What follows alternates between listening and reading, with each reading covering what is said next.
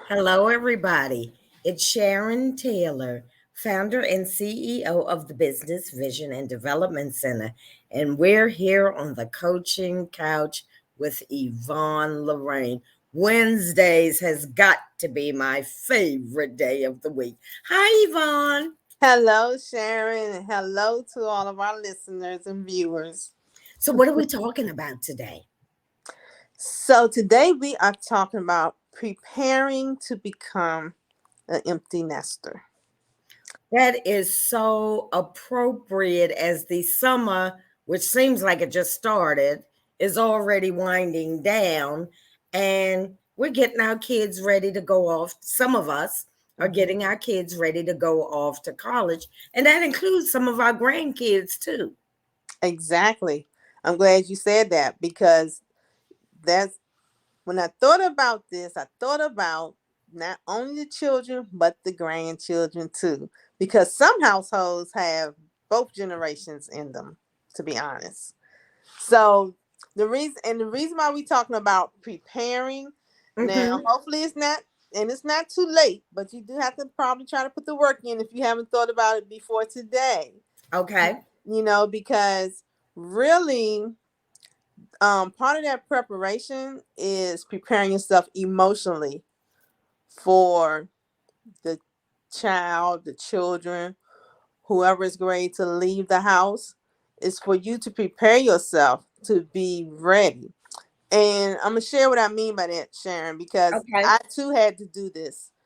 With my first child, the first child who was born, I had to prepare myself. Um, so I started kind of detaching myself emotionally without it really being known, Okay. because I knew that he was going to be leaving home, but it wasn't an empty nest yet. It was just him But leaving.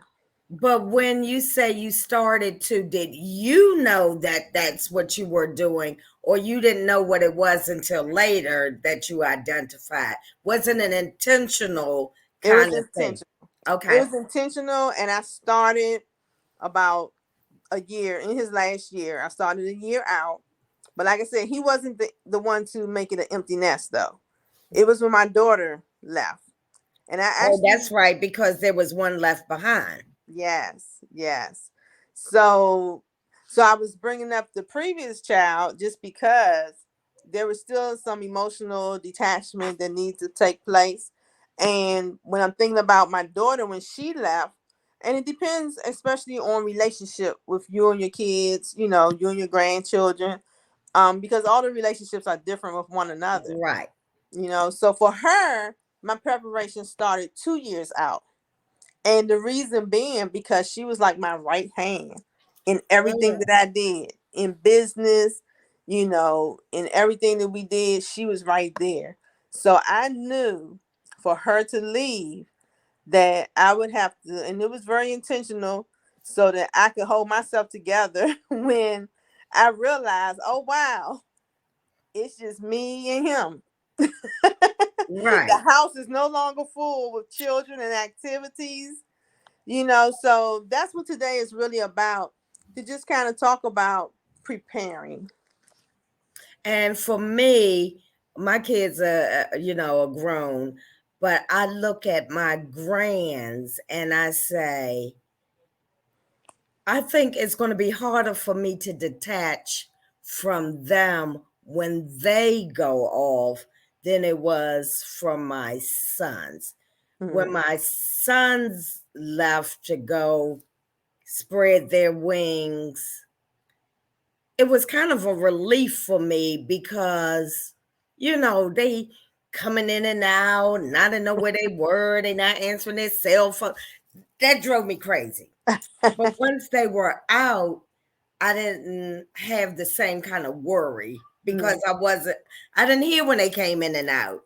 And I Right. wasn't sitting up waiting all night. So it was a little different. So there was a sense of relief, but then also a sense of loneliness when you go look in their room and nobody's there. Exactly. And especially for those who, once the kids are gone, there is only you in the house. And that can be a real different situation to deal with, especially if you haven't thought about it. You Right, just been so right. busy doing life and getting the kids ready so they can go, and then all of a sudden you turn around and wow. Boy, time flies, doesn't it?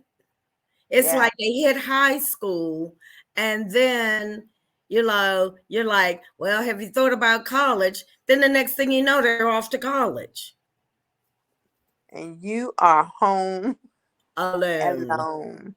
And in some cases, alone without a life. So Yeah, that's the other thing I like to bring up.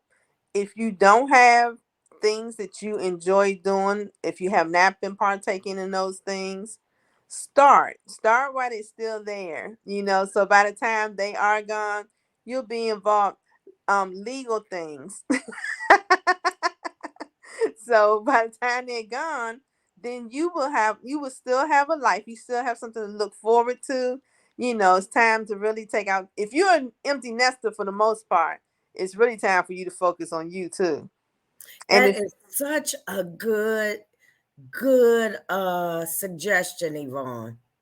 It really is. Start before they're gone, Mhm. because once they're gone, then you hit this like brick wall, and it's hard for you to pick up the pace someplace else's life. I'm just doing this because they're gone. But Mhm. if you get involved in activities while they're still here, then you already develop those relationships outside of the home. Yes, Sharon. And for those who are married, there is a challenge there as Ooh, well, because most times one or both have spent so much time investing in the children, the grandchildren, the activities, all the things going on. And then when they're gone, you have to now look at that spouse. And in some cases, we have to learn who we are in our marriages, because now you're no longer distracted by the activities of your children in the household. Now the real you has to come back to look, the table. you'd be like, who the Right, heck are you? And they're looking right back at you. When did you move in here? right. But that is real. That is a real thing, because I wish I could find another word other than being distracted.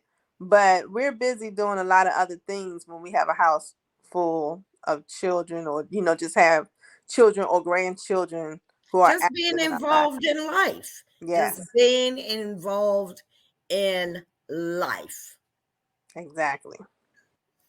All right. Well, for my upcoming empty nesters, I can tell you that depending on how you are, your personalities, it's just a freedom that you can feel and a joy that you can feel. One, that you successfully got your children off. Yes, That's first and foremost. You did your yes, job, you did it successfully, and they're off and they're flying. And and again, like you said, I want to reiterate, this is an opportunity for people to find self. And sometimes you got to sit in the quiet moments and figure out who self is.